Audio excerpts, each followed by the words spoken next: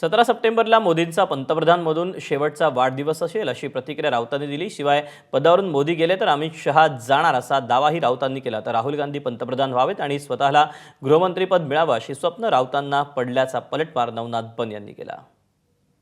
17 सप्टेंबरला त्यांचा वाढदिवस आहे। वाढदिवस त्यांचा प्रधानमंत्री म्हणून जो शेवटचा वाढदिवस असेल तो त्यांनी आनंदात साजरा करावा।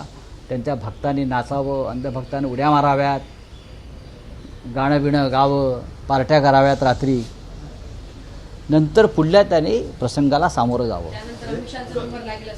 अमित शहा कधीच प्रधानमंत्री होणार नाही।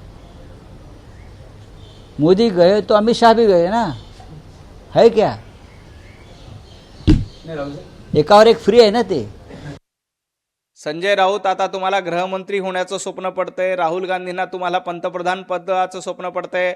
आता 17 सप्टेंबरला मोदीजी वाढदिवसाचा केक कापतील आणि केक कापल्याबरोबर राष्ट्रपती भवनात जाऊन आपला राजीनामा सादर करतील आणि सांगतील की राहुल गांधींना पंतप्रधान करा। आणि मोदीजी दुसरी एक अट ठेवणार आहेत, संजय राऊत सांगायला विसरले।